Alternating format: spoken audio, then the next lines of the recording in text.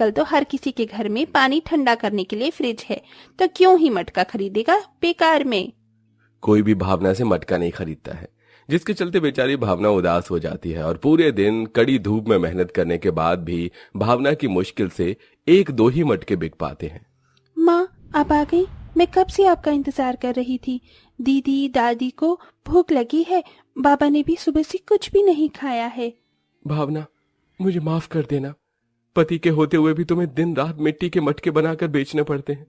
क्या करूं, मैंने हर जगह कोशिश कर ली लेकिन मुझे कहीं पर भी कोई काम नहीं मिल रहा है, यहाँ तक कि मजदूरी का भी नहीं। अब जब किस्मत ही भगवान ने ऐसी लिखी हो तो हम कर ही क्या सकते हैं। आप जाइए और ये पैसों से कुछ ले आइए, सुबह से किसी ने भी कुछ नहीं खाया है। उमंग उन पैसों से थोड़े दाल चावल खरीद कर ले आता है। भावना चूल्हे पर गर्मी में दाल चावल बनाती है और अब सब लोग दाल चावल खाकर सो जाते हैं, लेकिन गर्मी की वजह से रात में किसी को भी नींद नहीं आती। हर कोई गर्मी से परेशान था। माँ देखो ना, गर्दन पर खुजली हो रही है। हाँ माँ, मेरी गर्दन पर भी खुजली हो रही है और जल भी रहा है। भावना जैसे ही दिव्या और ज्योति की गर्दन देखती है तो हैरान रह जाती है। दोनों बच्चियों की गर्दन पर लाल लाल दाने हो गए थे और खुजली की वजह से उनके अंदर से खून निकल रहा था। हे भगवान, ये क्या, इन्हें गर्मी के दानों की वजह से माँ जी और पिताजी की तबीयत खराब हो गई और आज मेरी बच्चियों की भी यही हालत है। अगर आज हमारे घर में एक पंखा होता तो शायद ये ना होता। एक अमीर तो एसी में रहकर गर्मी को दूर कर देता है, लेकिन हम गरीब क्या करें। भावना नीम के पत्तों का लेप बनाकर अपनी दोनों बेटियों को लगा लेती है और रोज की तरह नदी किनारे जाकर मटका बनाने के लिए मिट्टी इकट्ठा करती है। तभी भावना को नदी की दूसरी तरफ एक कछुआ दिखाई देता है। उस कछुए के पैर से काफी ज्यादा खून निकल रहा था और वो कछुआ पलट भी नहीं पा रहा था, जिसके चलते वो चल नहीं पा रहा था। ये देख भावना जल्दी से कछुए के पास जाती है। इसके पैर में तो काफी खून निकल रहा है, अब मैं क्या करूं? भावना जल्दी से कुछ पत्तों को तोड़कर उनका लेप बनाकर उसके पैर पर लगा देती है और साथ ही साथ अपनी साड़ी के पल्लू को फाड़कर उससे उसकी पट्टी कर देती है। अब देखना, तुम कितनी जल्दी ठीक हो जाओगी। चलो अब तुम पानी में जाओ। जिसके बाद अब भावना जब भी नदी किनारे मिट्टी लेने जाया करती तो उस कछुए के लिए हमेशा कुछ न कुछ खाने के लिए ले जाती। खाओ खाओ, तुम्हें भूख लग रही थी ना मेरे प्यारे कछुए। जहां एक तरफ भावना उस कछुए से मिलकर खुश रहा करती थी, वहीं दूसरी तरफ परिवार की हालत से काफी परेशान रहती थी। अब वो वक्त आ गया था जहां पूरा परिवार एक एक रोटी के लिए मोहताज हो गया था और गर्मी का कहर भी अब अपनी सारी हदें पार कर चुका था। माँ, गर्मी की वजह से दानों में बहुत जलन हो रही है। हाँ माँ, और बहुत भूख भी लगी है।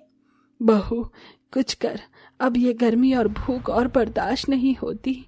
अपने परिवार वालों की ऐसी हालत भावना से और नहीं देखी जाती और वो रोती हुई जाकर नदी किनारे जाकर बैठ जाती है। भावना नदी किनारे बैठकर जोर जोर से रोने लगती है। उसकी आवाज से पानी के अंदर से वो कछुआ बाहर आ जाता है।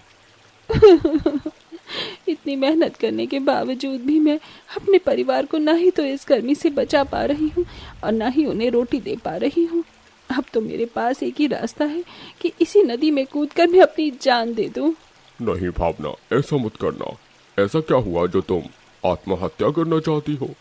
उस कछुए को इंसानों की तरह बोलता देख भावना चौंक जाती है। ये क्या, तुम तो? हाँ, मैं बोल सकता हूँ। उस दिन तुमने मेरी चोट पर मरहम लगाकर मेरी मदद की थी। तुम रोज मुझसे मिलने आती हो और मेरे लिए कुछ न कुछ खाने के लिए भी लाती हो। इसलिए आज जब तुम परेशान हो तो मैं तुम्हारी मदद करना चाहता हूँ। बताओ, क्या परेशानी है तुम्हें? उस कछुए की बात सुन भावना उसे अपने परिवार की सारी स्थिति के बारे में बताती है। बस इतनी सी बात? एक काम करो, आज जो तुम यहाँ से मिट्टी ले जाओगी, तुम उस मिट्टी से एक मटका बनाना और कल तुम वो मटका मेरे पास ले आना। कछुए की बात सुन भावना नदी के किनारे से मिट्टी ले जाती है और एक मटका बनाकर अगले दिन उस कछुए के पास आ जाती है। तभी उस कछुए में से एक सुनहरी रोशनी निकलती है जो सीधा मटके पर जाकर गिरती है। भावना, अब यह मटका एक जादुई मटका बन चुका है। इससे जो भी तुम कुछ भी मांगोगे वो तुम्हें मिल जाएगा। क्या? हाँ, और साथ ही साथ मैंने इस जगह की सारी मिट्टी को भी जादुई बना दिया है। इतना कहकर वो कछुआ दोबारा पानी में चला जाता है, जिसके बाद भावना उस मटके को लेकर घर आ जाती है। मुझे तो ये मटका एक साधारण मटका ही लग रहा है। कहीं उस कछुए ने मेरे साथ कोई मजाक तो नहीं किया? इतना कहकर भावना पानी ठंडा होने के लिए उस मटके के अंदर पानी डाल देती है। लेकिन जैसे ही उस मटके के अंदर पानी डलता है तो उसके अंदर से बिल्कुल एसी जितनी ठंडी हवा आने लगती है। ये क्या? इस मटके में पानी डालते ही ये तो बिल्कुल एसी की तरह काम कर रहा है। ये तो सच में एक जादुई मटका है। ये क्या? ये हमारा भट्टी जैसा घर इतना ठंडा कैसे हो गया? उमंग के पूछने पर भावना उसे सारी बात बताती है, जिसे सुन अगर ये सच में एक जादुई मटका है तो ये तो हमारी सारी ख्वाहिशों को पूरा कर सकता है ना? हाँ, हे जादुई मटके, हमें अपना जादू दिखाओ और मेरे परिवार को खाने के लिए पकवान दो। भावना के इतना बोलते ही उस जादुई मटके के अंदर से एक सुनहरी रोशनी निकलती है और देखते ही देखते उनके सामने ढेर सारे लजीज पकवान आ जाते हैं। ये जादुई, मुझे और मेरी बहनों को खेलने के लिए खिलौने चाहिए और ढेर सारी चॉकलेट आइसक्रीम भी। ज्योति के इतना बोलते ही मटके के अंदर से ढेर सारी आइसक्रीम, चॉकलेट और केक खिलौने निकलने लगते हैं, जिसे देख वो सभी लोग बहुत खुश होते हैं। ए जादुई मटके, क्या तुम अपने जादू से मेरे सास ससुर को भी ठीक कर सकती हो? वो बहुत ज्यादा तकलीफ में हैं। भावना के इतना बोलते ही उस मटके में से एक सुनहरी रोशनी निकलती है जो सीधा शर्मिला और शरद पर गिरती है और देखते ही देखते अब वो दोनों ठीक हो जाते हैं। सारा परिवार उस मटके की वजह से काफी खुश होता है कि तभी भावना के मन में ख्याल आता है। उस कछुए ने वहां की सारी मिट्टी को भी जादुई मिट्टी में बदल दिया था। अगर मैं उन जादुई मिट्टी से ढेर सारे जादुई मटके बनाऊं और उन मटका एसी के तौर पर बेचूं तो हमारे जैसे गरीब और मजबूर लोगों को गर्मी से परेशान नहीं होना पड़ेगा और वो भी सस्ते दामों में जादुई मटका एसी खरीद सकते हैं। भावना नदी किनारे से ढेर सारी मिट्टी लाकर उनसे ढेर सारे जादुई मटका एसी बनाती है और उन्हें बेचने के लिए निकल जाती है।